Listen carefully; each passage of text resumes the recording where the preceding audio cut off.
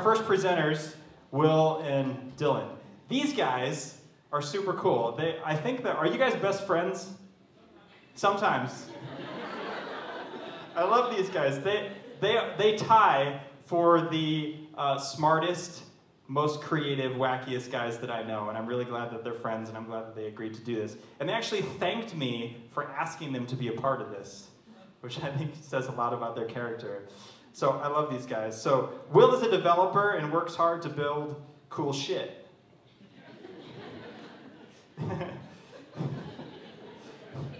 Thanks, Will. He's building Hubdia, a cross-discipline social platform and search engine. He fist fought a bear one time and barely won.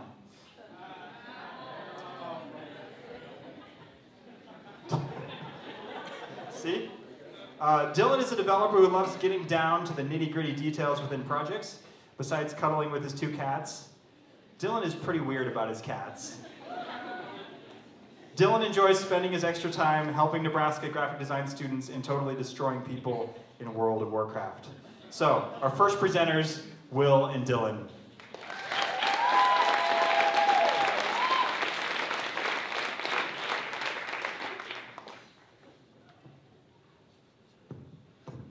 Hello.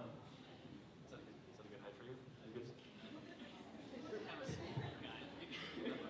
I got this. All right. Is that started then? Or should we start over? Or are we starting now? Okay, so life is like a website sitemap. You start off with a handful of choices, and if you don't have a somewhat defined end goal, you might find yourself in some pretty wacky places. Now, the only proper way to tell a story, choose your own adventure with Kevin McAllister. It's the night before the big trip, and your parents have ordered the whole family some pizza. But oh no! Your brother has stolen the last slice of cheese. What do? Do you throw a tantrum about it, or do you punch him in the mouth?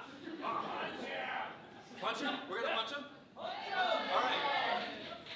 All right, so you wheel back and you punch your brother straight in the mouth. But that's okay. You get grounded real fast. And when you wake up in the morning, you find that your entire family has gone on vacation. No parents, no rules. What do you do next? Do you jump on the couches and eat all the ice cream, or do you go get some payback on that brother of yours and steal his allowance? Ice cream! Okay, we're gonna choose option B. You've taken all of your brother's money and moved into your mom's jewelry drawer. Onto, you're the king of the McAllister house. And, but you see something out of the corner of your eye. 2 stereotypical robbers are staring at you. Okay, so you shout for your mom, like a pansy? Or do you play it cool? This might be your big break.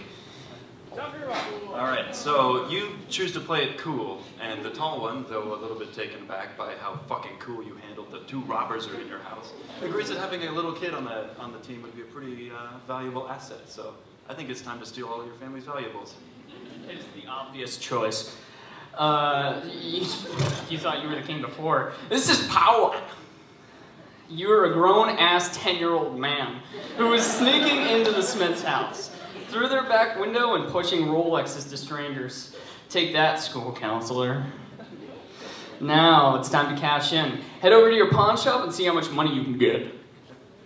Alright, so after Harry and Marv return from the pawn shop with a fat stack of hundies, they split it in half and give you one of the bills. So, you can either take one, wow, Willikers, that's so much money, that's more money than I've ever seen in my life. Or we could bargain for a little bit more cash. I'm saying we get $100 and go get a PlayStation. Doesn't sound bad to me. You return home and get lost in some Crash Bandicoot when you hear a knock at the door. It is a police officer. He cuffs you and he tosses you in his cruiser. Glancing out the back window, you see that the scary old man is looking at you. You've been ratted out. Do you take a ride downtown? You have to. Alright, so after spending a few nights in the slammer, your family comes home to find that you've been arrested. She did not raise you to be like this. She is very disappointed. You lose 100 respect from mom, gain 100 respect from your older brother, and you gain a feature. Delinquent. Progress lost, but they're... It's a long fall from the top, Kevin.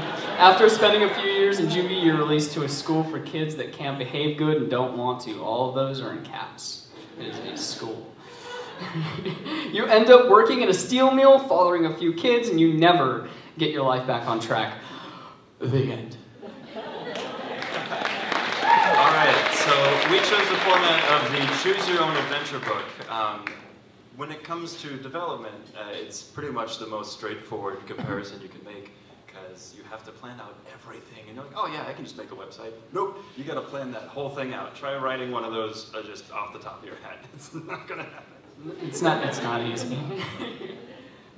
So we used Sass and HTML. We actually used a program called CodeKit, which would help us. Oh, by the way, this is a website. So you're going to be able to go to this and play with it, mess with it, and choose your own adventure. Even build your own adventure if you're a developer. So we use Sass. Sass rocks. It helps you separate all your CSS and then combine it into one, whatever you save. And then we used Git as a repository. For those of you who are not developers or work in the industry, that's something where I work on code and Will works on code. Now, if my code doesn't match his code, it overwrites it. It's not very friendly. Let's say let's make the background blue, and you make it red. Well, it's red now. That is called a conflict, and it makes people hate each other. Well, not really.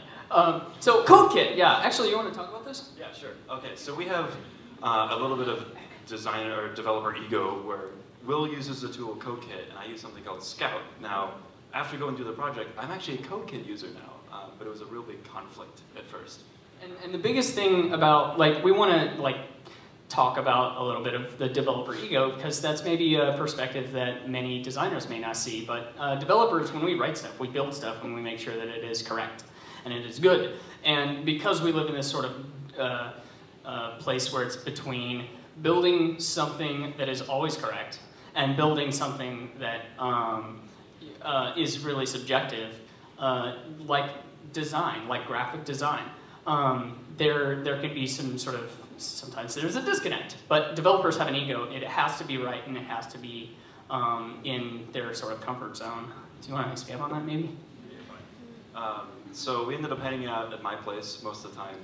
We got these note cards, and we wrote out different storylines, and we ripped them in half, and we made little branches. And it turned out to be a way big accomplishment to try and write a choose your own adventure story. And we only wrote 4 stories as examples for the website. Holy crap! we used Ryan North. That's my cat. Watson's adorable to cuddle with. I haven't cuddled much. We used Ryan North as some inspiration. What was that book called? He wrote a choose your own adventure book based off of Shakespeare's Hamlet with a bunch of other illustrators. So. For Will and I both, there was a lot of late nights watching Home Alone, trying to think of creative branches on what Kevin could become. So 15,000 screenshots, you guys. It's a very big repository if you go to download it, because we have all the images available for you. So real quick, we'd like to give a special thanks to Monkey Island, the PC Choose Your Own Adventure series. King's Quest, another Choose Your Own Adventure series. Dungeons and Dragons, the Make Your Own Adventure series. Real Life, which is probably the biggest Choose Your Own Adventure. Joe and Jake for helping, asking us to do this. And then the last one is the website that you can go to. Which is storytime.mashthekeyboard.com. So.